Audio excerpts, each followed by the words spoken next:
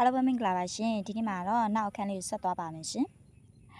အခန်း6ရဲ့ပေါ့နော် unit 6ကအခန်း2လေးကိုဆက်သွားပါမယ်နံပါတ်9ကနေစတင်မယ်ပေါ့နော်နံပါတ်9ကနေစတင်မယ်နာခုနာရုဆိုတာကုံဆုံးနဲ့သေဆုံးနဲ့ပျောက်ဆုံးနဲ့နာခုနာရုဆိုတာကုံဆုံးနဲ့သေဆုံးနဲ့ပျောက်ဆုံးနဲ့သူများနဲ့တွဲလို့ရှိရင်ဘူးသူများနဲ့တွဲလို့ရှိရင်ဘူးအဲ့တော့စိတ်ပိုင်းတစ်ချက်ကြည့်မယ်အဖိုးကတည်သွားတယ်လို့မှတ်မယ်အဖိုးကတည်သွားတယ်အဖိုးကတည်သွားတယ်လို့မှတ်မယ်နော်နာခုနာရုတည်ဆုံးနဲ့ကုံဆုံးနဲ့ပျောက်ဆုံးနဲ့သူများနဲ့တွဲလို့ရှိရင်ဘူးအဖိုးကတည်သွားတယ်လို့မှတ်မယ်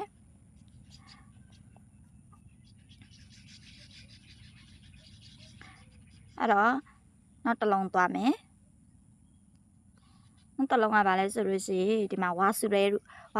ကမေ့တာစိတ်ပိုင်းတို့ဝင်ရောမိတူတယ်လေသူများနဲ့တွေ့ရင်ဘူမေ့တယ်တည်သွားတဲ့လူတွေကြာတော့နှလုံးသားမေ့သွားတယ်လို့မှတ်မယ်တည်သွားတဲ့လူတွေကိုကြာတော့နှလုံးသားမေ့သွားတယ်လို့မှတ်မယ်တည်သွားတဲ့လူတွေကိုကြာတော့နှလုံးသားမေ့သွားတယ်လို့မှတ်မယ်စိတ်ပိုင်းတို့ဝင်ရောမိတွေတူတတ်တော့သူများနဲ့တွေ့လို့ရှိရင်ဘူသူများနဲ့တွေ့ရင်ဘူနောက်တစ်လုံးကကြတော့ဤဆိုးငါရှိအလုတ်ရှုပ်တော့အလုတ်များတော့ခဲ့ကြည့်ဤဆိုးငါရှိအလုတ်ရှုပ်တော့အလုတ်များတော့နှလုံးသားတွေတေဆုံးနေရတယ်ဆိုတာအလုတ်တွေများနေလို့နှလုံးသားတွေတောင်မှတေဆုံးနေရတယ်ဆိုတာအလုတ်တွေများနေလို့မှတ်မယ်ဤဆိုးငါရှိအလုတ်ရှုပ်တော့အလုတ်များတော့ဤဆိုးငါရှိအလုတ်ရှုပ်တော့အလုတ်များတော့နောက်တစ်လုံးခန်းကြီးကကြတော့နော်ခိုးရုနော်ခိုးစုကြက်နဲ့ချက်နဲ့ဆိုရဲခဲ့ကြည့်သူများနဲ့တွဲလို့ရှိရင်ဆန်နော်ခိုးရုနော်ခိုးစုကြက်နဲ့ချက်နဲ့ဆိုရဲခဲ့ကြည့်သူများနဲ့တွဲလို့ရှိရင်ဆန်အများကြီးကို3နာရီလောက်ကြာလောက်တာတော့မပြီးဘူးတစ်ခုကြက်နေတယ်လို့မှတ်မယ်အများကြီးကို3နာရီလောက်တာတော့မပြီးဘူးပေါ့နော်တစ်ခုကြက်နေတယ်လို့မှတ်မယ်သူများနဲ့တွဲလို့ရှိရင်ဆန်နော်ခိုးစုနော်ခိုးရုကြက်နဲ့ချက်နဲ့ဆိုရဲခဲ့ကြည့်နော်ခိုးစုကချက်နာနော်ခိုးရုကကြက်နာ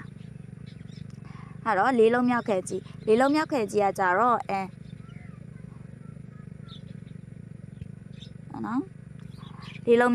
လေးလုံးမြောက်ခဲကြီးကကြတော့စိတ်ပိုင်းကိုတစ်ချက်ကြည့်မယ်နော်သူကကြတော့စိတ်မကောင်းတာအထိတ်အမှတ်နော်နန်းစိတ်မကောင်းတာအထိတ်အမှတ်တွေမှာသုံးတာအမိုးအောက်မှာဒါလေးကဣမခက်ကြီးနဲ့တူတော့အခုနှလုံးသားကစိတ်မကောင်းဖြစ်နေတဲ့အထိတ်အမှတ်တွေနဲ့ပတ်သက်ပြီးစိတ်မကောင်းဖြစ်နေတယ်လို့မှတ်မယ်အခုနှလုံးသားအထိတ်မှတ်ပွဲတွေနဲ့ပတ်သက်စိတ်မကောင်းဖြစ်နေတယ်လို့မှတ်မယ်အခုနှလုံးသားအထိတ်မှတ်တရားတွေနဲ့ပတ်သက်ပြီးတော့စိတ်မကောင်းဖြစ်နေတယ်လို့မှတ်မယ်နော်စိတ်မကောင်းတာတို့ဇန်နနာဆိုရင်စိတ်မကောင်းတော့စိတ်မကောင်းတာတို့အမတ်တရားအထိတ်မှတ်အဲ့လိုနေရာမျိုးတွေမှာသုံးတာနော်တွဲလုံးခန်းကြီးနောက်တစ်ခုကကြတော့ ray ဆိုတဲ့ကျေးဇူးတရားခန်းကြီးနော်အားနည်းနေတဲ့ချိန်ရှိနေပေးတာလေကျေးဇူးတရားပဲလို့မှတ်မယ်အားနည်းနေတဲ့ချိန်ရှိနေပေးတာလေကျေးဇူးတရားပဲလို့မှတ်မယ် ray ဆိုတာကျေးဇူးတရားခန်းကြီးအဲ့တော့နံပါတ်6လုံးမြောက်သွားပါမယ်6လုံးမြောက်ကြတော့နာရဲတို့จิตသားရတယ်တဲ့နာရဲတို့จิตသားရတယ်သူများနဲ့တွဲလို့ရှိရင်ခံနှလုံးသားจิตသားရနေပြီဘယ်လိုနေရာမျိုးတွေမှာจิตသားရတယ်လဲထဲမှာခရူးကောက်တဲ့ခံစားချက်ကိုจิตသားရနေပြီလို့မှတ်မယ်လဲထဲမှာခရူးကောက်နေရတဲ့ခံစားချက်ကိုจิตသားရနေပြီနှလုံးသားကလဲထဲမှာခရူးကောက်တဲ့ခံစားချက်ကိုจิตသားရနေပြီလို့မှတ်မယ်လဲထဲမှာနှလုံးသားကလဲထဲမှာခရူးကောက်တဲ့ခံစားချက်ကိုจิตသားရနေပြီလို့မှတ်မယ်နာရဲတို့ကจิตသားရတယ်ဆိုရဲခဲ့ကြည့်သူများနဲ့တွဲလို့ရှိရင်ခံ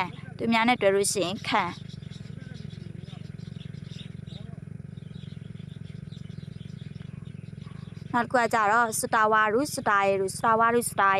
ကြတော့တဆင့်ပြောတာသူကတဆင့်ပြောတာဒန်သူများနဲ့တွဲလို့ရှိရင်ဒန်လူ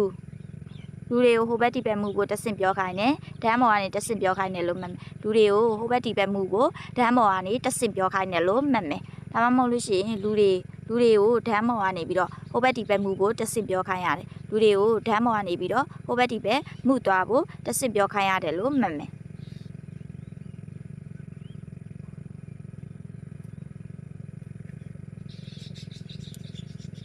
အဲ့တော့ကိုလုံးမြောက်ခံကြီးကကြတော့ခံစားချက်ကိုလုံးမြောက်ခဲကြီးကခံစားချက်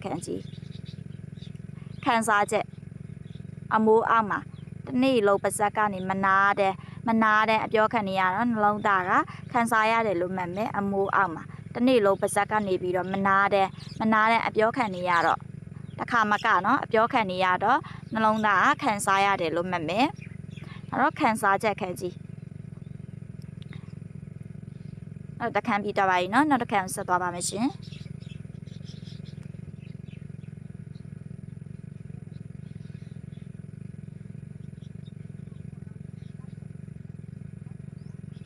ခန်းသုံးလေးကိုဆက်သွားပါမယ်ရှင်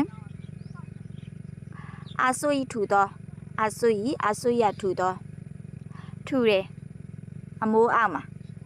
နေ့တိုင်းအမိုးအောက်မှာနေ့တိုင်းကလေးတွေကထူတဲ့ဝတ်စားတွေကိုဝတ်တယ်လို့မှတ်မယ်အမိုးအောက်ကကလေးတွေကနေ့တိုင်းထူတဲ့ဝတ်စားတွေကိုဝတ်တယ်အမိုးအောက်မှာနေ့တိုင်းကလေးတွေကထူတဲ့ဝတ်စားတွေကိုဝတ်တယ်လို့မှတ်မယ်အာဆွေရထူသောအာဆွေရထူသော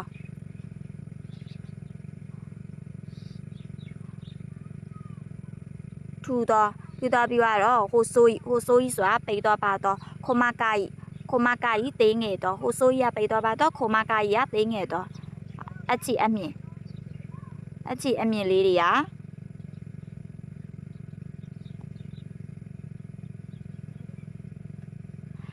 အမြင်လေးတွေသေးတော့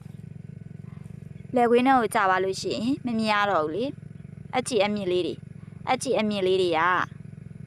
သေးတော့လက်ခွင်းထဲကိုကြာပါလို့ရှိရင်မမြင်ရဘူးလို့မှတ်မယ်အချီအမြင်လေးတွေကသေးတော့လက်ခွင်းထဲကိုကြာပါလို့ရှိရင်မမြင်ရဘူးလို့မှတ်မယ်ဟိုဆိုကြီးသေးငယ်တော့ခမကာကြီးပိန်တော့ပါသေးငယ်တော့ခမကာကြီးပိန်တော့ပါတော့ကျင်းမြောက်တော့နော်ပိန်တော့ပါတော့ကျင်းမြောက်တော့နောက်တစ်ခုကကြတော့နံပါတ်5လုံးမြောက်ကြည့်မယ်တက်ခိတင့်တော်တော်ခန်းကြီးတက်ခိကတင့်တော်တော်ခန်းကြီး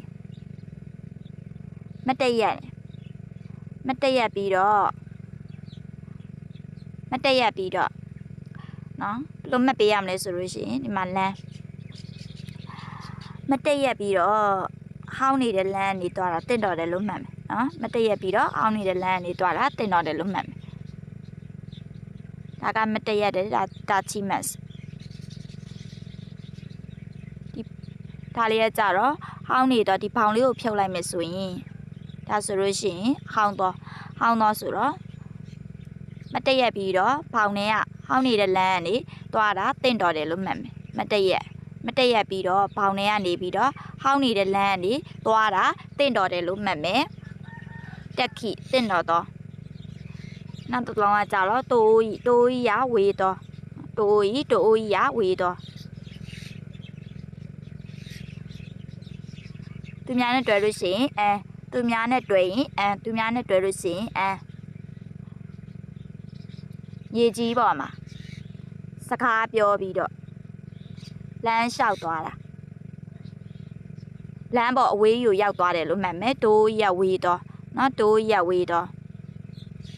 ရေကြီးပေါ်မှာပါဇက်ကနေစကားပြောပြီးတော့လမ်းလျှောက်သွားတာလမ်းပေါ်အဝေးယူရောက်သွားပြီလို့မှတ်မယ်ရေကြီးပေါ်မှာပါဇက်ကနေစကားပြောပြီးတော့ခြေထောက်နဲ့လမ်းလျှောက်သွားတာလေလမ်းပေါ်အဝေးယူရောက်သွားပြီလို့မှတ်မယ်တိုးဝေတော့သူများနဲ့တွဲလို့ရှိရင်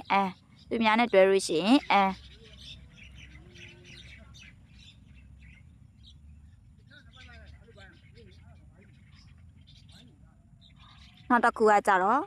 မို့တွတ်ဆိုတာကြတော့သူကဆုံးနော်သူများနဲ့တွဲလို့ရှိရင်ဆိုင်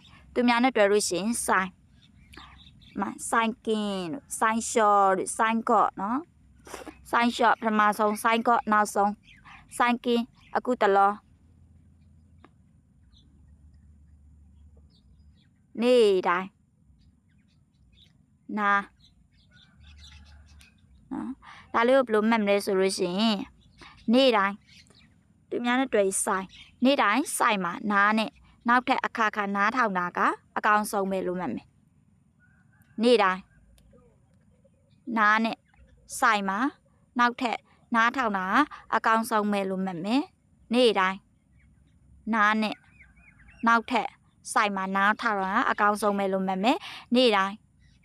နားနဲ့နောက်ထပ်စိုက်မှာသူများနဲ့တွေ့လို့ရှိရင်စိုက်မှာနားထောင်တာအကောင်းဆုံးပဲလို့မှတ်မယ်သူကဆုံးဆိုတဲ့အဓိပ္ပာယ်နော်ဆုံး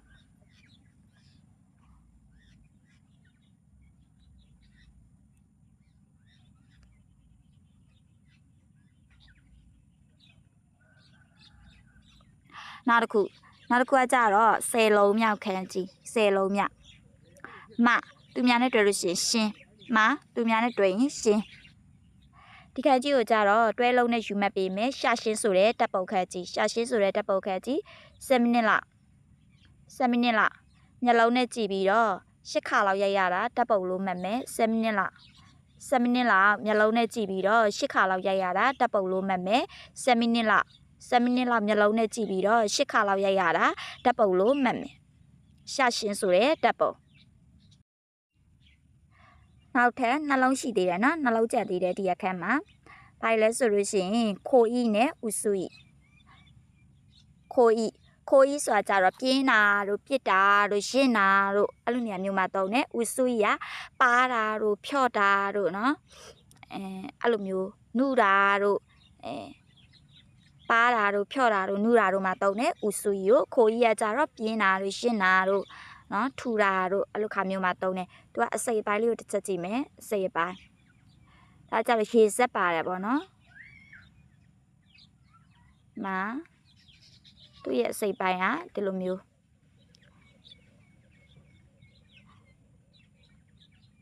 ဒါလည်းရေစက်ပါတယ်သူကကြတော့မြက်ခင်း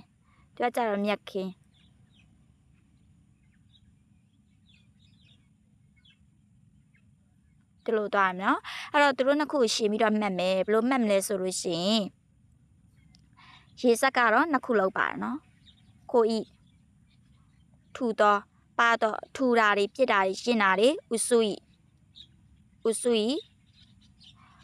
ဤရကြတော့ဒီအနေပါတာတို့ဖြော့တာတို့နုတာတို့မှာတုံးတယ်အဲ့တော့နှစ်ခုလုံးကဒီမှာရေစက်တွေပါတယ်နှစ်ခုလုံးကရေစက်ပါတယ်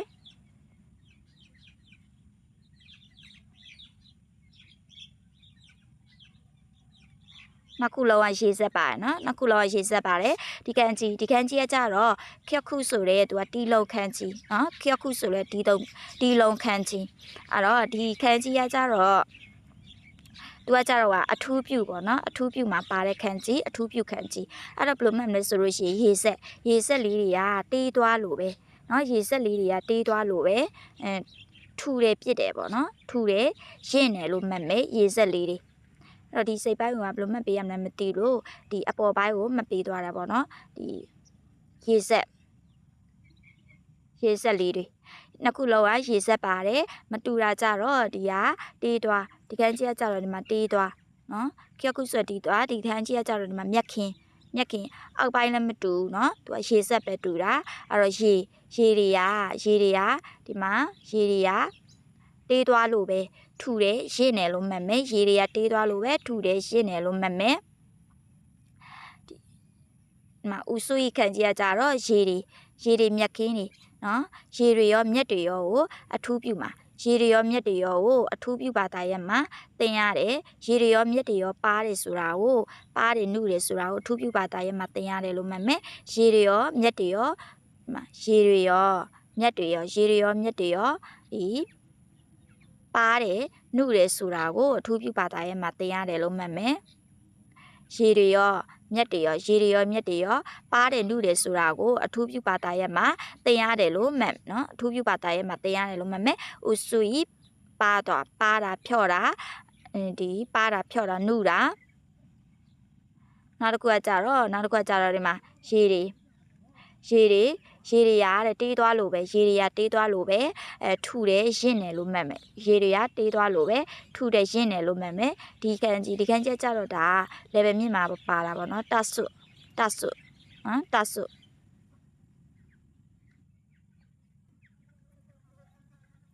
အဲ့တော့ဥစုဤဆိုတာကြတော့ပါတာဖြော့တာနုတာနော်ခိုဤဆိုတာကြတော့ထူတာရင့်တာပြစ်တာအဲ့လိုခါမျိုးတွေမှာတော့ရနော်